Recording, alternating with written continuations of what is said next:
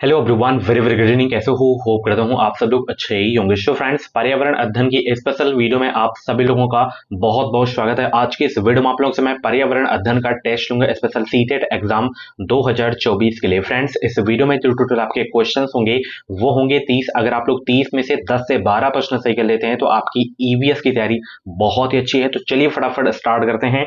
पहला प्रश्न डायरेक्शन से है। मैं बता दूं, एक क्वेश्चन मैप से और एक क्वेश्चन डायरेक्शन से जरूर आपके एग्जाम में आएगा।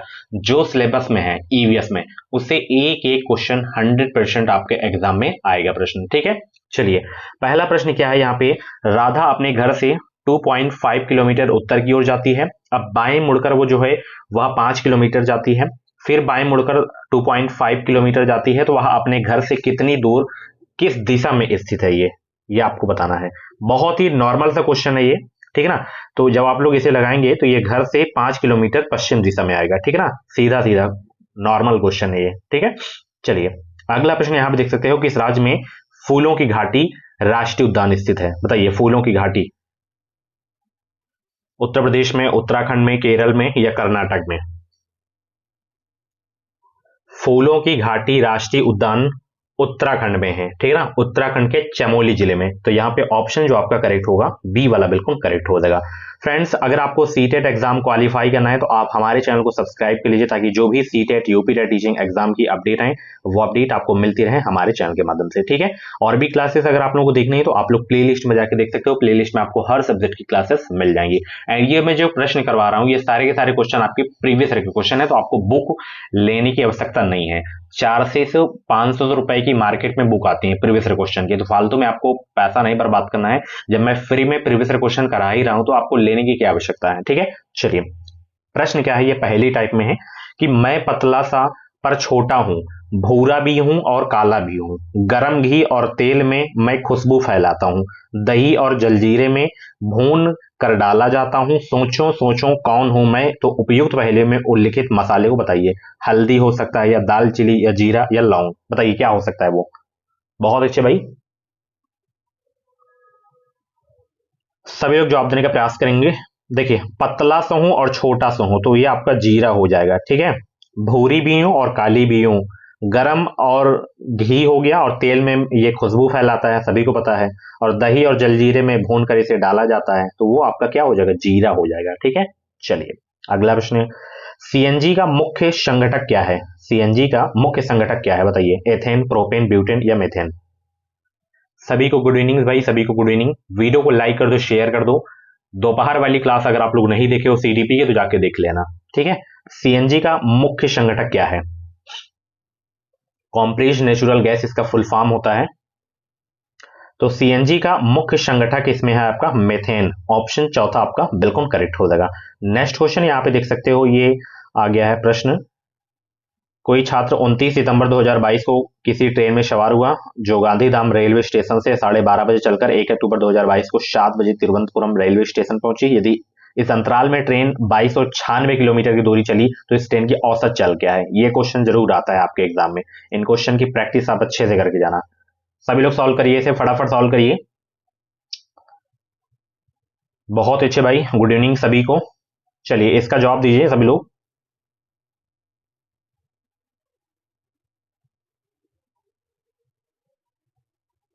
ये ट्रेन जो है 29 सितंबर 2022 को चली थी, और ये 12:30 बजे चली थी, और 1 अक्टूबर 2022 को जो है ये 7 बजे तिरुवनंतपुरम रेलवे स्टेशन पहुंच गई थी। तो टोटल यहाँ पे जो ट्रेन चली है 2296 किलोमीटर चली है, ठीक है ना।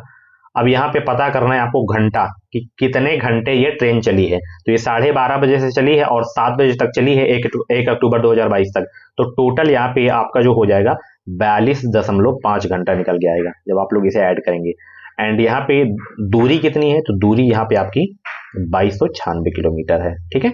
एंड यहाँ पे 42.5 से आपको डिवाइड कर देना है। यहाँ पे 2296 को आपको जो है 42.5 से डिवाइड कर देना है। यहाँ पे जब डिवाइड करेंगे तो 54 किलोमीटर प्रति घंटा निकल के आ जाएगा, ठीक है ना। चलिए, तो यहाँ पे ऑप्शन जो आपका करेक्ट हो जाएगा सी वाला करेक्ट हो जाएगा, ठीक है। जब औसत चाल पूछ ले तो टोटल दूरी आपको पता होनी चाहिए और टोटल घंटे, बस घंटे से डिवाइड कर देना है आपको, ठीक है, औसत गति आपको पता चल जाएगा। अगला प्रश्न आपकी स्क्रीन पे है, यहाँ पे देख सकते हो, ये भी डायरेक्शन वाला प्रश्न है आपका। चलिए इसे सॉल्व करिए आप लोग।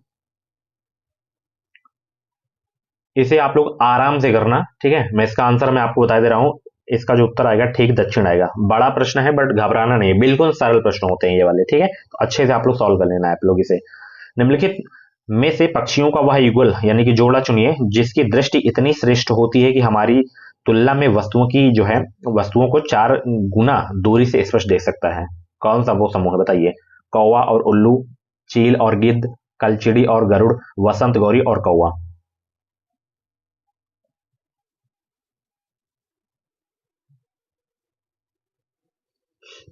बताइए सब लोग। पक्षियों का वह जोड़ा चुनिए जिसकी दृष्टि इतनी श्रेष्ठ होती है कि वह हमारी तुलना में वस्तुओं को 4 गुनी जो है दूरी से स्पष्ट देख सकते हैं, तो वो है चील और गिद्ध। ऑप्शन दूसरा आपका बिल्कुल करेक्ट हो जाएगा। नेक्स्ट क्वेश्चन, निम्नलिखित में से मच्छरों द्वारा जो है फैलने वाले रोगों के नाम आपको बताना है। मलेरिया, डेंगू, हैजा चिकनगुनिया, हैजा मलेरिया, चिकनगुनिया और मियादी बुखार। तो कौन सा रोग मच्छरों से फैलता है बताइए? मलेरिया तो फैलता भी है, डेंगू भी फैलता है, तो यही आपका सही हो जाएगा, ऑप्शन ए वाला, ठीक है। बिल्कुल नॉर्मल सा क्वेश्चन था। अगला प्रश्न यहाँ पे देख सकते हो, इसमें कुछ ज्यादा ही प्रश्न है ये वाले मैप वाले। किसी शहर के मानचित्र के निचले दाएं भाग पर नीचे दिया गया पैमाना जो है छपा है। पैमाना 1 सेंटीमीटर बराबर यहाँ पे 950 मीटर दिया गया है। तो यदि इस मानचित्र पर किन्हीं दो स्थानों के बीच की मापी गई दूरी जो है 19.2 सेंटीमीटर है, तो इन दोनों स्थलों के बीच की वास्तविक दूरी कितनी होगी बताइए? 20, 19.5 किलोमीटर, 19 किलोमीटर या 18 किलोमीटर? बताइए सब लोग। तो यहाँ पे 1 सेंटीमीटर बराबर कितना दिया गया है? 950 मीटर, ठीक है। यहाँ पे दो स्थानों के बीच की वास्तविक दूरी आपको पता करनी है, ठीक है ना। दो स्थानों के जो है बीच की वास्तविक दूरी आपको पता करनी है। तो यहाँ पे 950 आ जाएगा इंटू 19.2 निकल के आएगा, ठीक है, ये दूरी आपकी है। उसके बाद यहाँ पे मल्टीप्लाई जब आप करोगे तो यहाँ पे 18,240 निकल के आ जाएगा, ठीक है। तो 1,000 मीटर बराबर कितना होता है? 1 किलोमीटर होता है। तो 18,240 मीटर यहाँ पे निकल के आया, ठीक है। तो 1,000 से इसे डिवाइड कर दो आप लोग 18,240 को, तो यहाँ पे निकल के कितना आ जाएगा? 18.24 निकल के आ जाएगा। तो लगभग में 18 आपका यहाँ पे सही होगा, लगभग में 18 किलोमीटर ये वाला सही हो जाएगा, ठीक है। चलिए अगला प्रश्न आपकी स्क्रीन पे आ गया है, यहाँ पे देख सकते हो, ध्यान से पढ़ना, ये प्रश्न बिल्कुल सरल होते हैं। किसी पर्यटक ने किसी राज्य के ग्रामीण क्षेत्र के जो है अधिकांश घरों का नीचे दिए गए अनुसार जो है विवरण दिया है कि इस क्षेत्र में बहुत वर्षा कम होती है, मौसम सामान्यतः गर्म रहता है और लोग मिट्टी के घरों में रहते हैं। घरों की दीवारें मोटी बनाई जाती हैं और इन दीवारों को मिट्टी से लीपा पोता जाता है। घरों की छतों को कटीली झाड़ियों से जो है बनाया जाता है। यह राज्य होना चाहिए कौन सा राज्य? ये घर की विशेषता दी गई है, तो आपको बताना है ये घर किस राज्य में हो सकता है। मध्य प्रदेश, गुजरात, राजस्थान, झारखंड। इस क्षेत्र में वर्षा बहुत कम होती है, तो इन चारों में से सबसे पहले बताइए कि वर्षा सबसे कम कहाँ होती है? तो राजस्थान में होती है, ठीक है ना। और मौसम जो होता है वो सामान्यतः गर्म रहता है। राजस्थान में जो मौसम होता है वो बहुत गर्म रहता है और लोग मिट्टी के घरों में रहते हैं, बिल्कुल सही बात है। राजस्थान में जो लोग रहते हैं वो मिट्टी के घरों में रहते हैं और जो घर की दीवारें रहती हैं वो मोटी बनाई जाती हैं। इन दीवारों को मिट्टी से लीपा पोता जाता है और घरों की छत को जो है कटीली झाड़ियों से बनाया जाता है और गोबर से जो है जो भूमि होती है उसको लीपा जाता है ताकि उसमें कीड़े ना लगे। तो ऑप्शन यहाँ पे आपका तीसरा वाला बिल्कुल करेक्ट हो जाएगा। ये क्वेश्चन बहुत रिपीट होता है। नेक्स्ट क्वेश्चन, चार चिनारी एक बहुत प्रसिद्ध पर्यटक स्थल है। यह चारों तरफ से पर्वतों से घिरा है तथा जिस शहर में स्थित है उसका नाम क्या है? हैदराबाद, लखनऊ, मैसूर, श्रीनगर। चार चिनारी एक बहुत जो है प्रसिद्ध पर्यटक स्थल है। यह चारों तरफ से पर्वतों से घिरा है तथा जिस शहर में स्थित है उसका नाम क्या है? बताइए सब लोग। तो ये आपका है कहां पे है? श्रीनगर में है, ठीक है ना, श्रीनगर में। ऑप्शन चौथा आपका बिल्कुल करेक्ट हो जाएगा। नेक्स्ट क्वेश्चन आपकी स्क्रीन पे है, निम्नलिखित में से उस जानवर को चुनिए जिसके सुनने की जो है संवेदन शक्ति इतनी तीक्ष्ण होती है कि वह पत्तों के हिलने और घास पर किसी जानवर के चलने में अंतर कर सकता है। स्लॉथ, कुत्ता, बॉग, घोड़ा। बताइए। स्लॉथ तो पेड़ों में लटका रहता है ना। बताइए। निम्नलिखित में से उस जानवर को चुनिए जिसके सुनने की संवेदन शक्ति इतनी तीक्ष्ण होती है कि वह पत्तों के हिलने और घास पर किसी जानवर के चलने में अंतर कर सकता है। तो वो जो जानवर है कौन सा है? बाघ है। ठीक है ना। ऑप्शन तीसरा आपका बिल्कुल करेक्ट हो जाएगा। ठीक है ना। चलिए अगला प्रश्न यहां पे देख सकते हो, निम्नलिखित में से कौन से युग में यहां पे सही है? इसमें बताइए, इसमें कौन सा सही है? फटाफट जवाब दीजिए।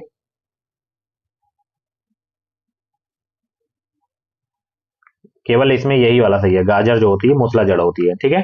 चलिए अगला प्रश्न यहां पे देख सकते हो आप लोग, रेगिस्तानी ओक नामक वृक्ष के विषय में नीचे दिए गए कथनों पर विचार करना है। देखिए जो रेगिस्तानी ओक वृक्ष होता है तो उसके बारे में यहाँ पे दिया गया है A B C D E में, तो कौन कौन सा सही हो जाएगा रेगिस्तानी ओक वृक्ष के बारे में, ये आपको बताना है।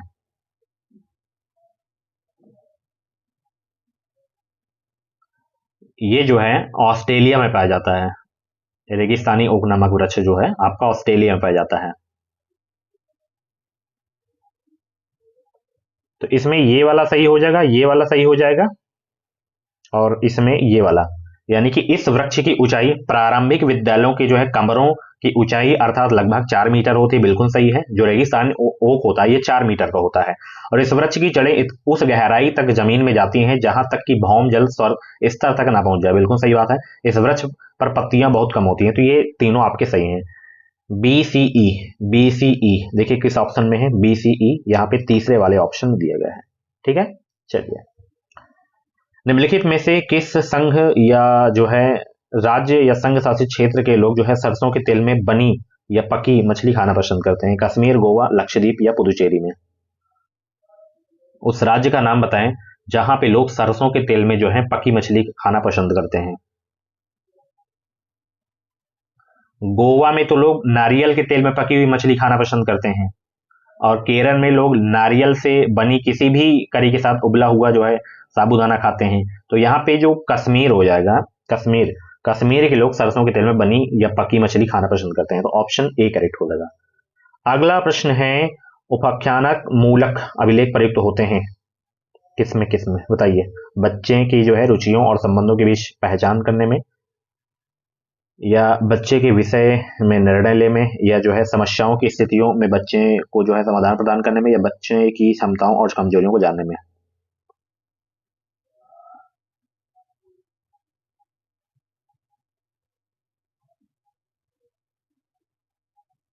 ये पहला और ये चौथा वाला, यानी कि ए और डी इसमें सही हो जाएगा।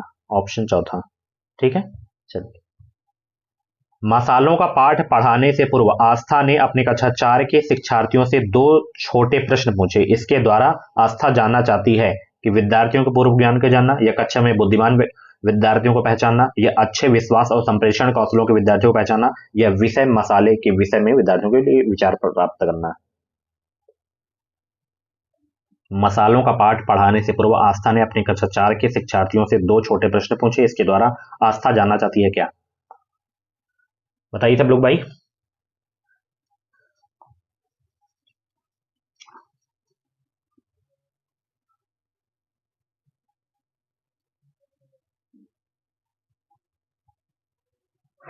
तो यहाँ पे ऑप्शन चौथा वाला सही हो जाएगा, विषय मसाले के विषय में विद्यार्थियों के विचार प्राप्त करना। ठीक है।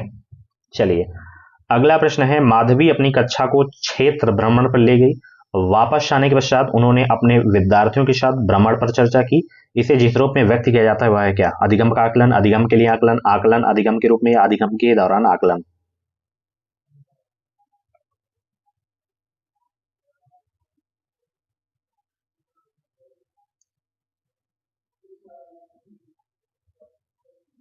तो यहाँ पे सीखने के लिए आकलन हो जाएगा। क्या हो जाएगा? सीखने के लिए आकलन, यानी कि ये वाला। ठीक है ना। अधिगम को सीखना ही बोलते हैं। तो ऑप्शन दूसरा वाला बिल्कुल करेक्ट हो जाएगा। प्रभावी शिक्षण अधिगम केवल तभी संभव होता है जब शिक्षक अपनी पाठ्य योजना को पूर्ण करने के लिए कार्य करे, या शिक्षक विद्यालय आदेश का पालन करने के लिए कार्य करे, या शिक्षक अपने सहयोगियों के निर्देशों का पर जो है क्रियाकलाप आधारित अधिगम के लिए पाठ्य योजना को संपादित करे, या शिक्षकों के द्वारा आयोजित क्रियाकलापों से बच्चों को ज्ञान का निर्माण करने और संप्रत्यों को समझने में सहायता मिले। तो प्रभावी शिक्षण अधिगम केवल तभी संभव होगा जब क्या हो,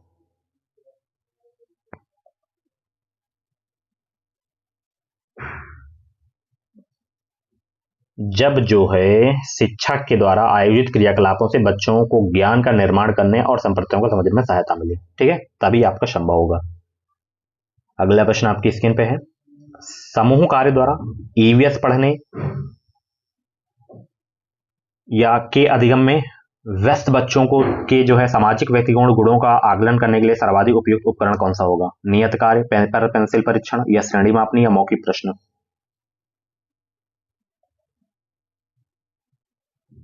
वीडियो को लाइक कर दो सब लोग।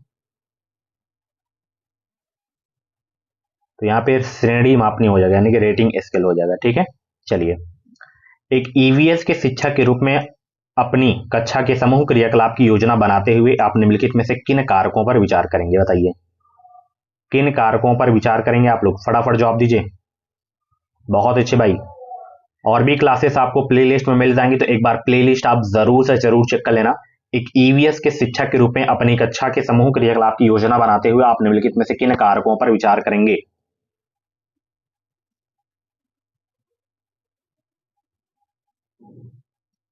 बताइए सब लोग।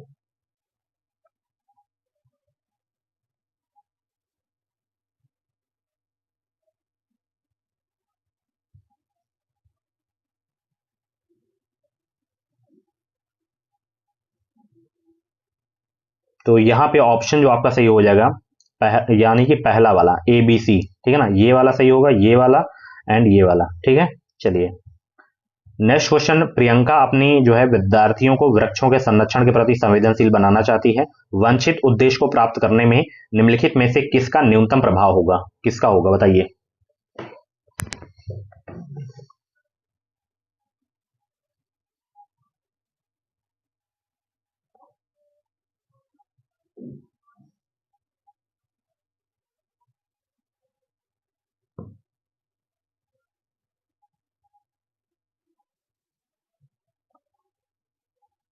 तो लकड़ी के जो है लट्ठों के भंडारण को दिखाने पर एक मील की सैर पर जाना, यही आपका सबसे जो है सही आंसर हो जाएगा। ठीक है, ईवीएस के शिक्षण अधिगम में छात्र केंद्रित उपागमों की निम्नलिखित में से पहचान कीजिए। आप लोग पहचान करिए फटाफट।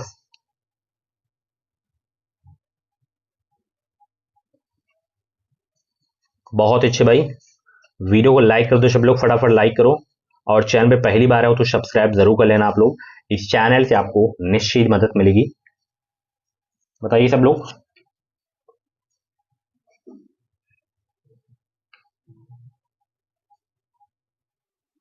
ईवीएस के शिक्षण अधिगम में छात्र केंद्रित उपागमों की जो है निम्नलिखित में से पहचान करना है आपको। तो इसमें आपका CD, इसमें आपका सही हो जाएगा CD। ठीक है, समाकलित उपागम और प्रक्रिया अभिमुख उपागम। ओके, चलिए अगला प्रश्न आपकी स्क्रीन पे है, यहां पे देख सकते हो।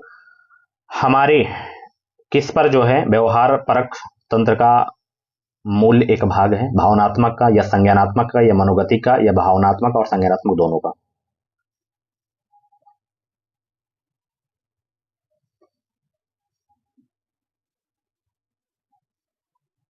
तो हमारे भावनात्मक व्यवहार परक तंत्र का मूल्य का एक भाग है, तो भावनात्मक यहाँ पे आपका करेक्ट आंसर हो जाएगा। ठीक है, चलिए अगला प्रश्न आपकी स्क्रीन पे आ गया है, सभी लोग इसका जवाब देने का प्रयास करेंगे।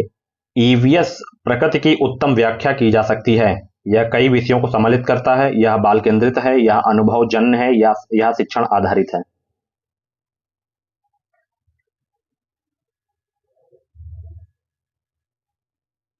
ईवीएस प्रकृति की उत्तम जो है व्याख्या की जा सकती है, यह कई विषयों को जो है समाकलित करता है, और यह बाल केंद्रित है, और यह अनुभवजन्य है। तो ABC आपका वाला सही हो जाएगा, पहला ऑप्शन। नीचे दिए गए शब्दों में से कम ऐसे 3 शब्दों या विकल्पों का चयन कीजिए जो पर्यावरण की व्याख्या करते हैं। बताइए,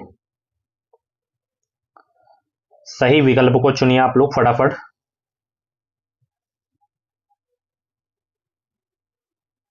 तो इसमें भी आपका ए बी सी वाला ही सही हो जाएगा, ठीक है, ऑप्शन दूसरा वाला। ईवीएस के शिक्षण अधिगम प्रक्रम में कक्षा के बाहर वास्तविक जीवन के अनुभवों से कक्षा के अनुभवों को जोड़ना सर्वाधिक संकेत करता है, बताइए।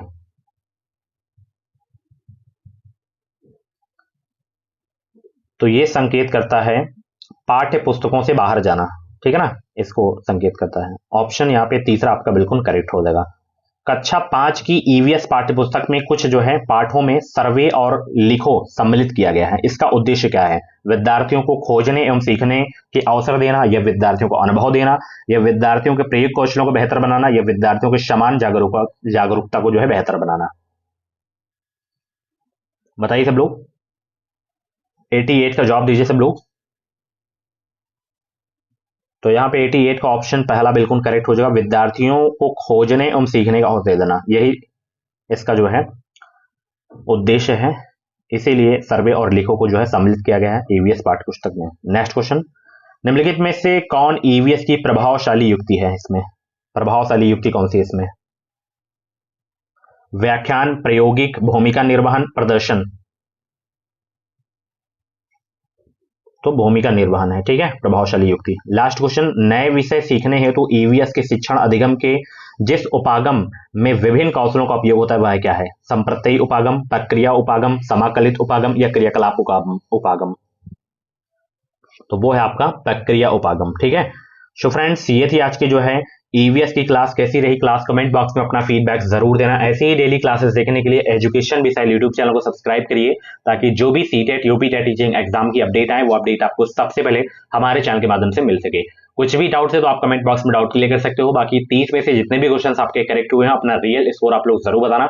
इसकी पीडीएफ अगर आपको चाहिए तो आप टेलीग्राम ग्रुप को ज्वाइन करो। टेलीग्राम ग्रुप का नाम है एजुकेशन मिसाइल, लिंक वीडियो के डिस्क्रिप्शन बॉक्स में आपको मिल जाएगी। बाकी और भी क्लासेस जाके देखिए और अच्छे से प्रैक्टिस करिए। आप लोग ऐसे ही प्रैक्टिस करिए, आपका स्कोर अच्छा खासा जाने लगेगा। Thank you so much, thanks for watching, bye bye.